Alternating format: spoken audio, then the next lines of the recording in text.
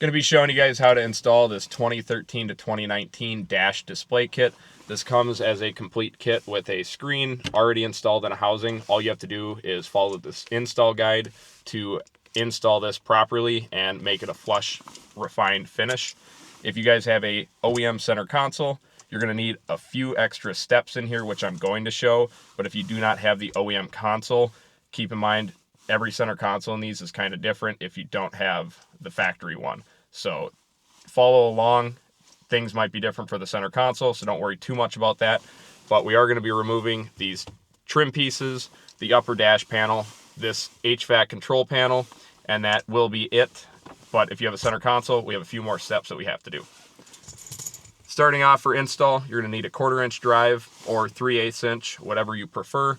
I recommend deep sockets, a 7 mil, an 8 mil, and a 1/4 inch if you have a OEM center console, assuming the 1/4 inch bolt I have in here is the original one. Start by taking your 8 mil and you're going to remove the 8 mil dash tray. This is not going to be in here, but you have an 8 mil that's up here. Also, I would recommend a trim tool for this job because you're going to have to remove these trim pieces. Set that aside. You can now remove your dash tray. It's going to have 4 clips, so take your trim tool if you want and go right under your dash tray and just pop up, and it'll pop up like that. And you can remove that. You're not going to need it. Set it aside. The screen itself is going to replace that dash tray. Vacuum up any debris. We're totally not doing that. Now you can move on to these trim pieces. And since we have the factory Bluetooth attached on this one, we're going to want to just not detach it. If you don't have the ATO auto aux and Bluetooth, this isn't going to be in your vehicle. But if you don't have Bluetooth because you don't have the sync from factory, you can purchase this kit, and it is $15 off when bundled with the dash display. So we're going to set that off to the side. Get this side off. So we got this side off. We're going to set that to the side. Make sure these 2 holes are empty. If they're not, this tab here might have fallen out. It just slides in and out. So occasionally this piece right here will be stuck like that. If it is, just pop it out. Slide it back in. Makes a nice solid click. Put that to the side. Now we have our 7 mil hardware, which if you have an extension or a deep socket like I'm using, this will be a lot easier. You're just going to pop off. There's 4. There's one here, one on the bottom. Same thing on the other side. Just pop those 4 bolts. All right, you can't mix these 2 up. This is your 8 mil top dash bolt. This is the 7 mil that holds this panel in. So set those aside. To remove this, you're just going to pull towards the rear of the car. I like to start at the top, but be careful because if you do that, you could break these vents. So for most people, if you have enough leverage, you can get your fingers right next to the tabs here, in between where you just removed the 4 bolts, and pull out. This unit, the vents are already broken off, which is why I'm not going to pull up here. But if your vents are fine, it shouldn't be a big deal. But we got to be careful with this unit since the vents are not properly attached. On the back of the display here, when you pull it out, or the HVAC panel, there is a harness located right in the bottom right side of it. Disconnect that by pushing the tab in. Tab is right here. Just push it in, pull up, and you can set this panel aside. Moving on, if you have a center console here and you don't have access to pull the wire from the dash display, you open the center console lid. You're going to remove this black piece right here by pulling up. You should be able to just reach under and kind of pry this plastic up, and you're lifting towards the ceiling. Wiggle it back. I have a 1/4 inch bolt here. If that's correct, I don't know. From factory, it may be a 7 mil or smaller. Remove it. You're going to lift up. You can lift right. Don't lift on the tab. You don't want to snap that off. Put your finger right in the center and just pull straight up towards the top of the car, towards the ceiling. And that'll release all the tabs and clips running up. You're going to have a USB right here. Whether it works or not depends on how you wired the center console in. you're going to want to trim this plate here to sneak a couple wires in and place them in this. This is wire management. You could obviously not have this in here at all if it doesn't work. Ours works, so I'm going to have this plugged in for charging phones, and this cigarette plug in here is wired and programmed to shut off with the vehicle. You can do that with FORScan. I have directions separate. It's pretty simple to use FORScan. When you have this center console piece removed, to give yourself more room in here, you can remove the cigarette plug on the back. So I have a couple other wires in here that are routed differently than what you're going to have.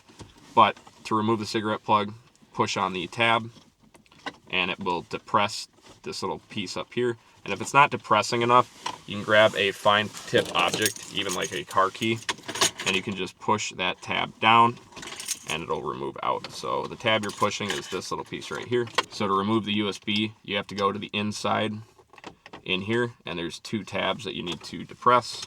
There's a tab top and bottom that you're trying to separate away because they're holding on top. So now the USB is out of there. I'm going to get this housing pushed forward by pushing those four tabs around it.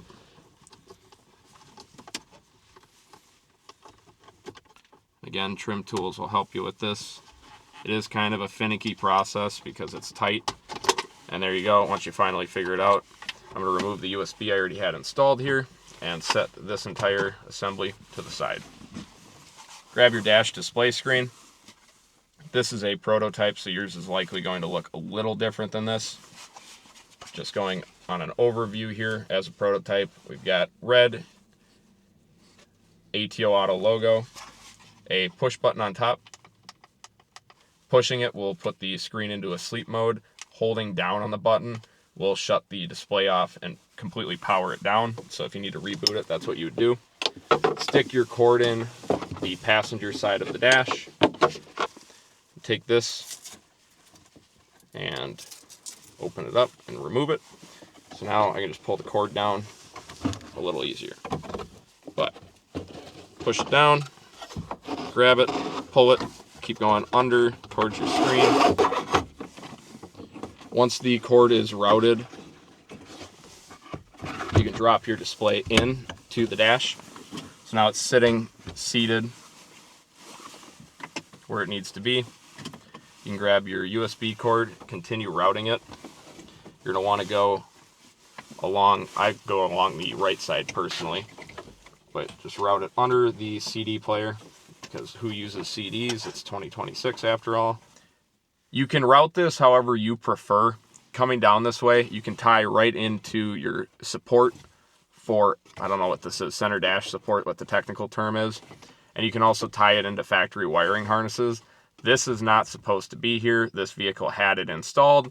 It is staying here because there's no point in removing it. It's taped, adhesive taped to this CD player so it doesn't move. But tie to the harnesses to prevent any wires from making any noise. Use the provided zip ties to do that, or electric tape if you prefer.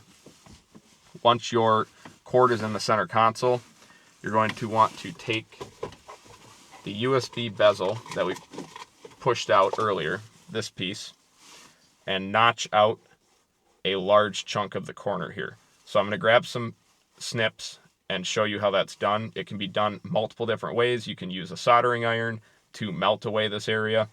And what that's going to allow the wire to do is come through inside your box in here and plug in to the 12-volt cigarette adapter.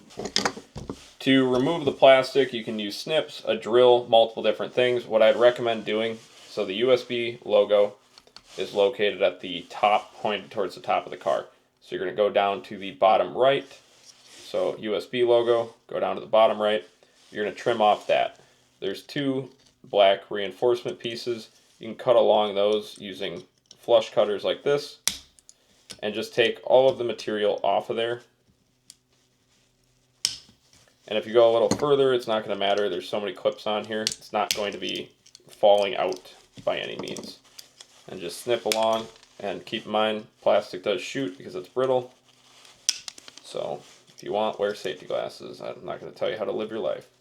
A deburring tool will be nice to have for this, to clean up any sharp edges. I'm going to use this deburring tool to come through and soften any edges on here. If you haven't used one of these, keep in mind this is sharp, it can cut you, but if you're a wizard with it, it won't cut you. There we go, cleaned up those edges. I can pull this one towards me. I'm using it to round off the corner here, so I've got the corner all done. Again, you could use a soldering iron to melt through all this plastic and essentially do the same thing. Just keep in mind it does create toxic fumes, and hot things are dangerous, so treat them with respect and never touch your fingers with them. To melt away plastic in here and get it on our finger, because my god, that burned like a mother. As you can see here, I purposely went really far with this and gave us lots of room. Now I've got a big piece stuck on top here, so if I take my flush cutters and I come in, I can just do that, and just like that, that edge is nice and flush now. And if I want it to be rounded a little bit, take my deburring tool. So now it's a rounded edge. I'll come up and finish this corner here. Now it's rounded and it doesn't catch. It's nice and smooth. Same thing was done in here. So we've got a nice smooth corner, so we can go shove the wires through here and they're not going to get caught on anything. We're going to take the USB portion and install it after we shove the USB for the power through this. I also have USB power for the Bluetooth adapter for the ATO Auto aux plus Bluetooth. That sits in there as well. Shove them in the bottom right corner and install your piece for the USB housing back in there. And it should slide in pretty easy. And I've got enough slack on there so that I can pull the wires in and out if need be. Reinstall the USB portion. Nice solid click. We'll shimmy it down here. I'm going to grab our plug power for the cigarette plug. Nice solid click. So push this back in, get it lined up. Once it's where it needs to be, you'll see everything's kind of lined up on the sides here. You can just push straight down towards the floor and it locks in. So now you're good to go there. You can grab your USB power at this point and plug it in. Now that you've got power, if you want to, you can test that it turns on.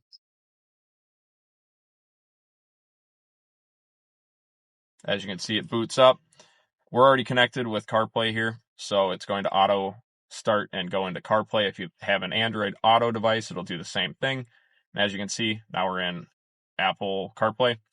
If you have an Android device, the screen would be different. There's going to be a white button that you can press. That's going to give you access to go home. You can go right back to CarPlay. You've got your Bluetooth. You don't need to worry about this. Once you connect to your Bluetooth, it's going to automatically sync. And if we go back to CarPlay, you can adjust the brightness by hitting that, and you have very good adjustability. If you have polarized sunglasses, you can see the screen just fine. With the vehicle off, you can test that it is on ignition with key off and door open to shut it off. And when you open the door, the screen will shut off, assuming your ignition is off. I've tidied up the wires. In our case, we're just tying them right into this module here because everything's already kind of sat there, and this is a demonstration vehicle, test vehicle, so things are constantly coming and going. So I'm not going to zip tie anything for this. You can go ahead, place the screen, or I should say HVAC panel, back in here. Don't forget to plug the clip back in on the bottom right. That gray clip, boom, done. Just line it up, push it back in, it'll seat. And just like that, everything's good to go. Put your 7mm bolts back in. These don't need to be crazy tight, folks, so when you put them on, don't crank them down. You're cranking into a plastic part. Just go snug. That's on there. You can put your 8mm bolt back up top. Now that that's all bolted up, you can grab your trim pieces, reinstall those. Finally, grab your 1/4mm or whatever size you've got. Place that back in. Again, don't go too tight. You're going into plastic. You can grab your trim piece, walk it back in there, get everything lined up, push it straight down towards the bottom of the car, readjust your wires here, and that's it. You're done. Everything other than connecting your Bluetooth, which all you do is take your phone when you start the vehicle. First time you're going to do it, you hit CarPlay or Android Auto, and obviously in ours we go straight into CarPlay and it's already connected. It'll give you a connection code like any other Bluetooth device. In the description there is a link to this product on my website. Thanks for watching. Take it easy.